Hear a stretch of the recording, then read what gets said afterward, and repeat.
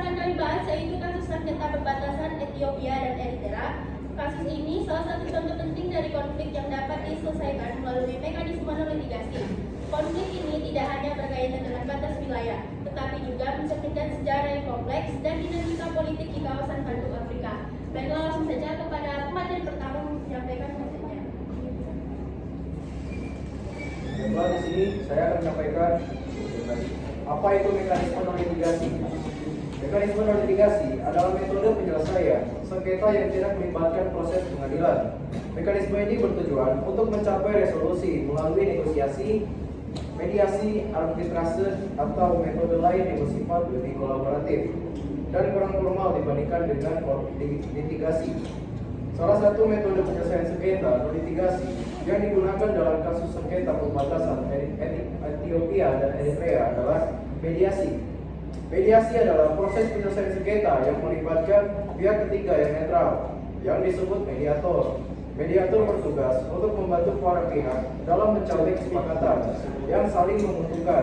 Mediator tidak memiliki kekuasaan untuk mengambil keputusan. Namun, ia dapat memberikan saran dan pendapat kepada para pihak.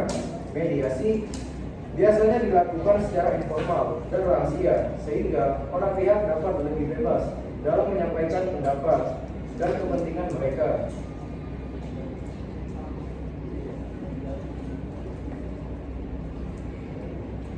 Adapun kemudian penjelasan terkait kasus sengketa perbatasan Ethiopia dan Eritrea. Sengketa perbatasan Ethiopia dan Eritrea adalah konflik yang berkaitan dengan wilayah perbatasan antara kedua negara, terutama mengenai kota Bethni. Di PPT tersebut dipaparkan bagaimana bentuk wilayah yang menjadi bagian daripada konflik perbatasan Eritrea dan Ethiopia. Di sini saya akan menjelaskan bagaimana konflik antara Ethiopia dan Eritrea.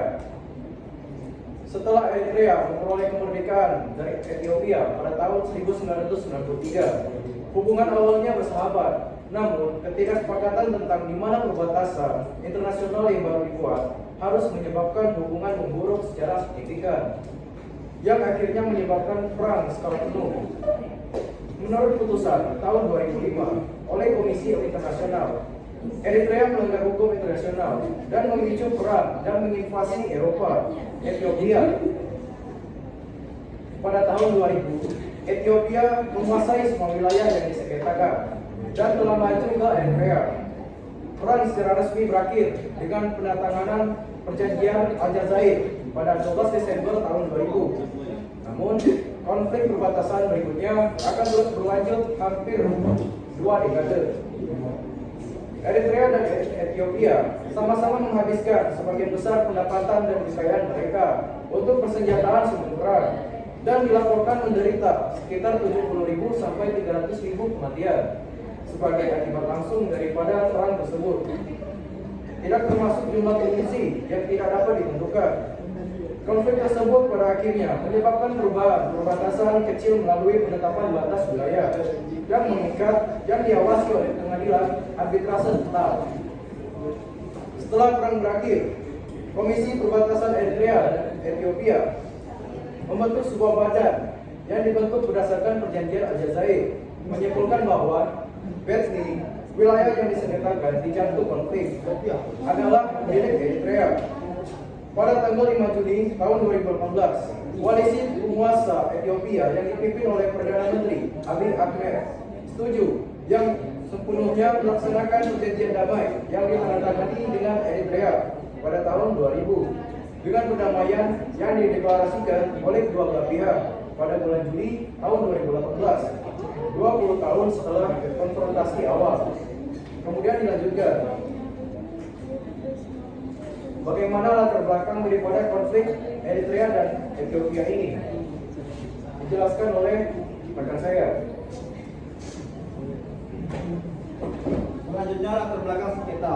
Dimulai dari sejarah, Eritrea yang semula merupakan bagian dari Ethiopia diperoleh sebagai koloni imperial pada akhir abad ke-19. Setelah Perang Dunia Kedua, Eritrea menjadi wilayah yang dikelola oleh Inggris. dan pada tahun 1952 Eritrea digabungkan kembali ke Ethiopia sebagai negara federasi. Namun aneksasi penuh dari Ethiopia pada tahun 1962 memicu perlawanan perang dari kelompok-kelompok pro kemerdekaan Ethiopia yang akhirnya memenangkan kemerdekaan pada tahun 1993 setelah perang yang berlangsung selama 3 dekade. Yang kedua, munculnya ketegangan. Setelah Eritrea menjadi negara merdeka, masalah perbatasan menjadi isu utama yang menyebabkan perlawanan ketegangan dengan Ethiopia, khususnya di wilayah Batme. Wilayah ini menjadi simbol dari konflik yang lebih luas mengenai kedaulatan dari kontrol teritorial yang memuncak dalam perang bersenjata secara antara kedua negara pada tahun 1998. Yang ketiga, perang Ethiopia dan Eritrea pada tahun 1998 sampai dengan 2000. Konflik mencapai puncaknya pada tahun 1998 ketika pertempuran meletus di sepanjang perbatasan. Baik, beberapa faktor yang memicu perang meliputi tiga bagian, yaitu perselisihan wilayah. Ketegangan meningkat ketika Eritrea mengklaim wilayah Batme yang mengarah pada bentrokan senjata. Baik Ethiopia maupun Eritrea saling mengklaim hak atas wilayah tersebut. Yang kedua, dinamika politik. Tidak puasan politik di antara kedua negara tersebut juga memperburuk situasi. Pemerintah Ethiopia dan Eritrea mengalami tantangan dari oposisi dalam negeri. Yang ketiga, perang skala besar. Pertempuran berlangsung selama 2 tahun dan mengakibatkan ribuan kematian serta kerugian besar dari kedua negara tersebut. Selanjutnya.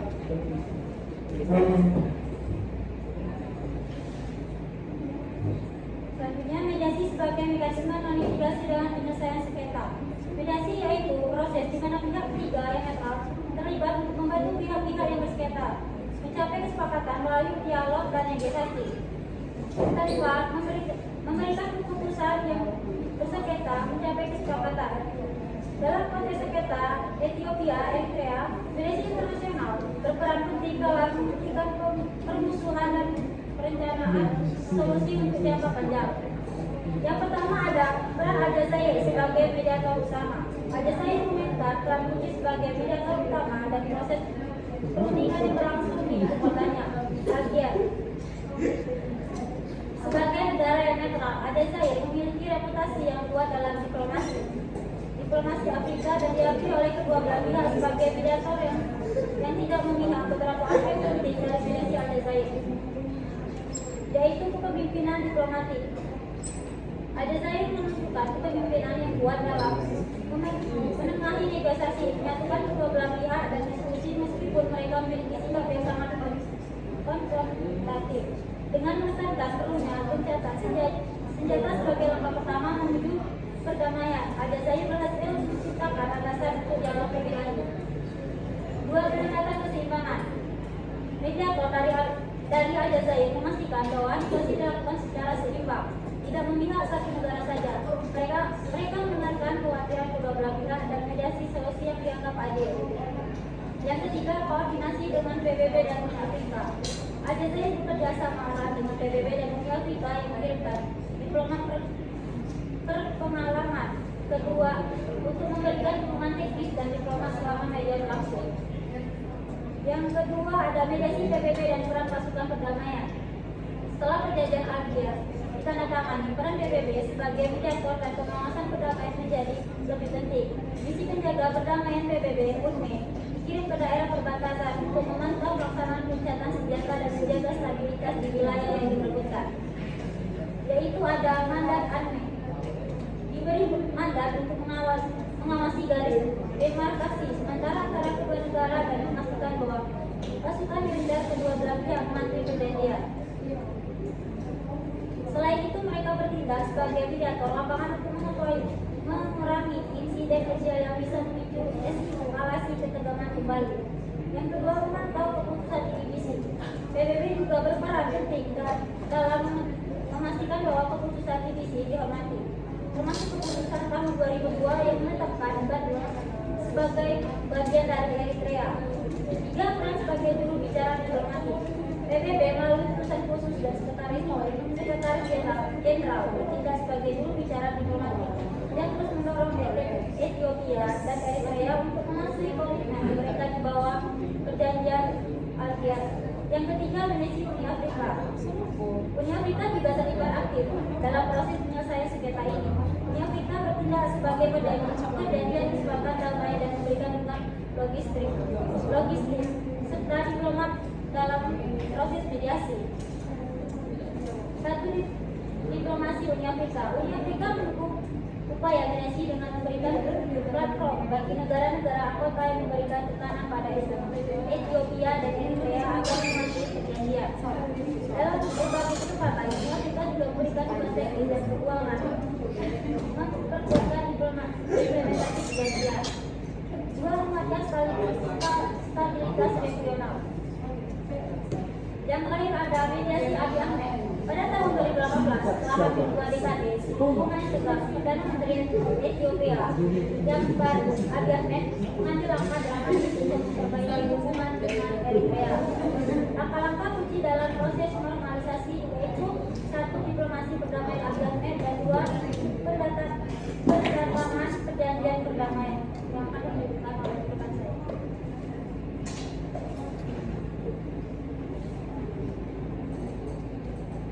Selanjutnya perjanjian Algaris, yaitu serangkaian kesepakatan yang ditandatangani pada tahun 2000 antara Ethiopia dan Eritrea untuk mengakhiri perang yang berlangsung antara kedua negara dari tahun 1998 hingga 2000. Adapun elemen penting dalam perjanjian, yaitu penghentian permusuhan. Kedua pihak setuju untuk menghentikan pertempuran dan berkomitmen untuk menyelesaikan sengketa secara damai. Perjanjian ini menandai akhir dari perang dan dimulainya proses perdamaian. Kedua, pembentukan Komisi Perbatasan Eritrea Ethiopia didirikan dari Komisi Perbatasan Eritrea dan Ethiopia. Dia bertugas menentukan batas wilayah antara kedua negara. Kemudian EEBC ini diberikan mandat untuk menyelesaikan sengketa perbatasan berdasarkan bukti sejarah dan dokumen yang ada. Poin ketiga, pembentukan Komisi Klaim Ethiopia dan Eritrea. Komisi ini ditugaskan untuk menangani klaim, kerugian dan kompensasi akibat perang.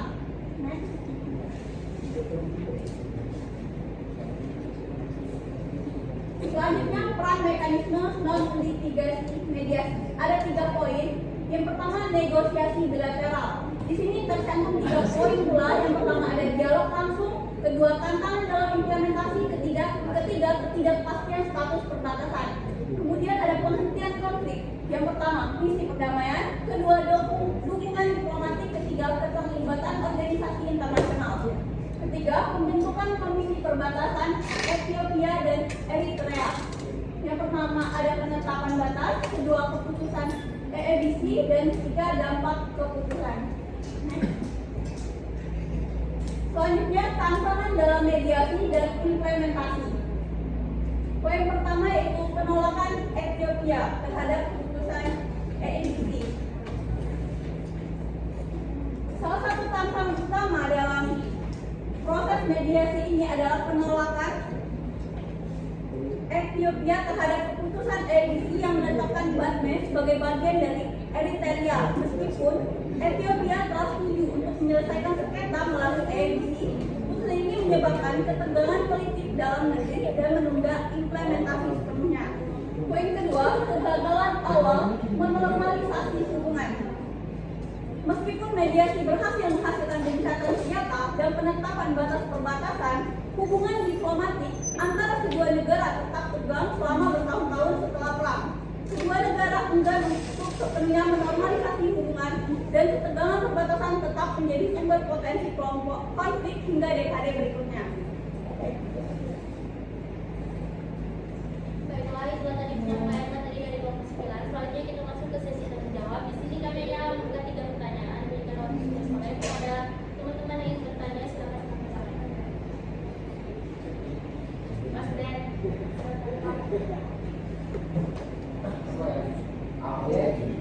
Sebelumnya saya di Kementerian dari kelompok tadi dari apa yang saudara sampaikan bahwa konflik antara Ethiopia dengan Eritrea ini memakan beberapa korban, baik dari pihak Ethiopia maupun dari pihak Eritrea. Nah, saya menduga di sini terjadi kejahatan terhadap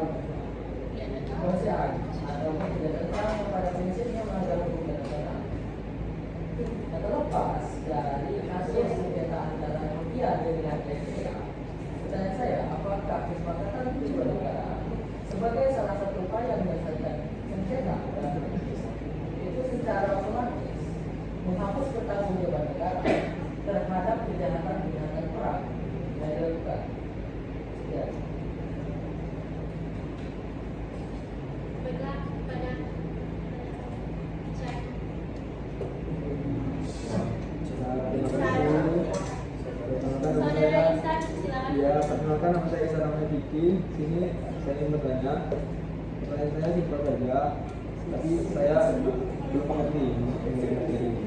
Nah, di dalam hukum internasional ini kan, apakah semua jenis sengketa itu bisa diselesaikan melalui litigasi atau hanya ada sengketa tertentu saja yang dapat diselesaikan melalui litigasi?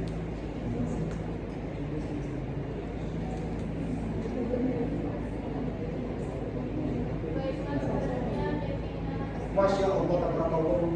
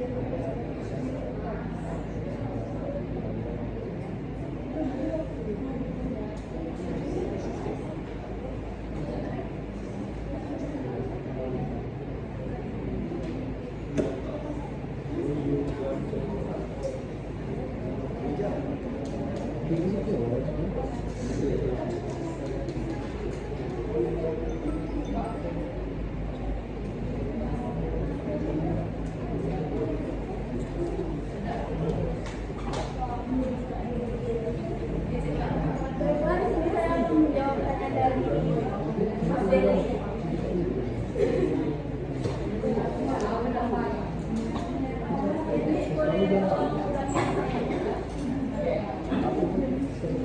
Pada intinya apakah mediasi sebagai salah satu cara menyelesaikan konflik ini serta mendukung kapasitas lembaga negara terhadap kejahatan yang terjadi selama baik kejahatan perang maupun kejahatan seksual.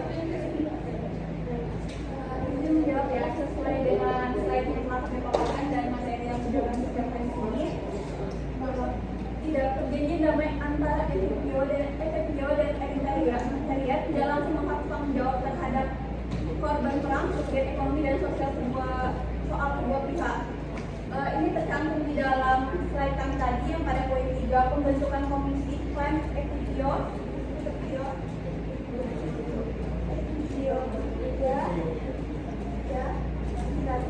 Ini dicantumkan adalah komisi ini tugasnya untuk menangani klaim kerugian dan kompensasi akibat. Berarti setelah pembuatan perjanjian tadi, di sini kedua pihak yang berperan ini menyiapkan ganti rugi untuk rakyat-rakyat yang terkena. Itu pun langsung menjawab pertanyaan dari Devina yang dimana mengenai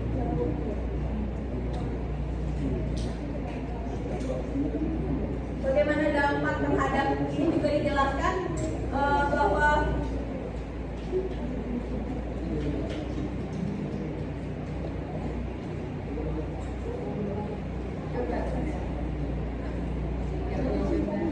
yaitu setelah 2 tahun konflik bersenjata yang menyebabkan ribuan korban jiwa yang timbul akan konflik tersebut.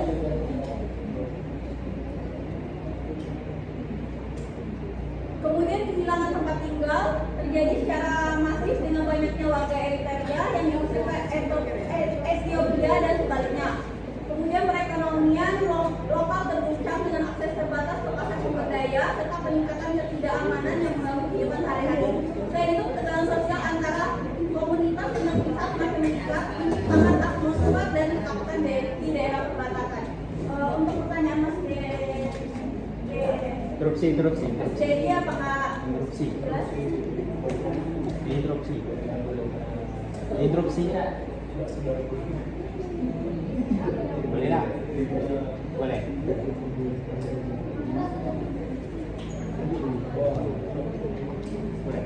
Silakan. Apakah dari kasus itu tadi kan menghilangkan nyawa orang lain itu termasuk pelanggaran HAM berat? Bagaimana PBB itu menyikapi hal tersebut dan apakah hal tersebut hanya selesai di non litigasi? Oke, di sini tadi ada namanya 3 poin penghentian permusuhan, pembentukan komisi perbatasan Eritrea dan Ethiopia.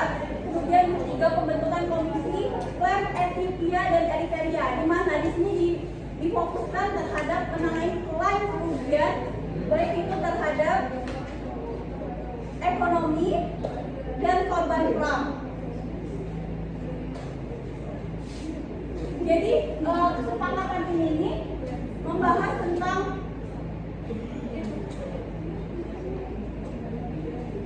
Berarti ganti kerugiannya kok hanya dalam konteks administrasi? ya termasuk ke dalam ekonomi. Karena di sini tadi Lanjut.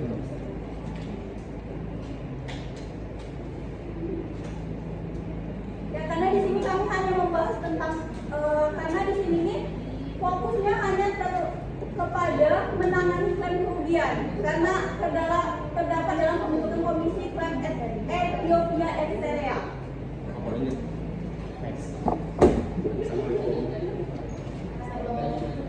Kepada Devina dan juga Devi, apakah baiklah, selanjutnya jawaban untuk pertanyaan Ihsan.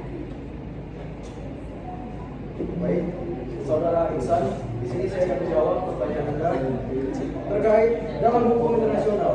Apakah semua jenis sengketa dapat diselesaikan lewat non-litigasi atau hanya sengketa tertentu saja? Dalam pertanyaan Anda, kami menjawab, di dalam hukum internasional tidak semua jenis sengketa dapat diselesaikan melalui metode non-litigasi.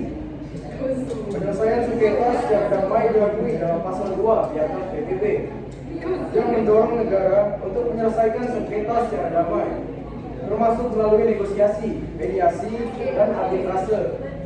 Namun, hanya sengketa tertentu yang sesuai dengan prinsip-prinsip hukum internasional dan kesepakatan antara pihak-pihak yang bersengketa yang dapat diselesaikan melalui cara ini. Sengketa yang bersifat politik atau yang tidak dapat dijustifikasi secara hukum seringkali tidak dapat diselesaikan melalui metode non-litigasi. Sekian dari saya.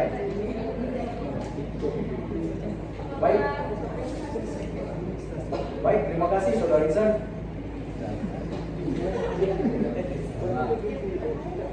Baiklah, kesimpulan yang dapat saya ambil dari materi yang telah kami sampaikan bahwasanya mediasi internasional memainkan peran penting dalam penyelesaian sengketa Ethiopia dan Eritrea. Dengan koordinasi diplomasi yang kuat, keterlibatan pihak ketiga, serta tekad politik dari kedua belah pihak, mediasi berhasil menciptakan landasan bagi penyelesaian damai konflik ini. Kasus ini menegaskan pentingnya peran mediasi dalam menyelesaikan sengketa internasional, terutama ketika proses litigasi global tidak mungkin atau tidak efektif. Mediasi yang efektif, terutama melalui keterlibatan PBB, Uni Afrika dan Aljazair, memberikan contoh sukses bagaimana penyelesaian sengketa non-litigasi dapat menghasilkan perdamaian yang bersangkutan. Ini saja penyampaian dari kelompok kami.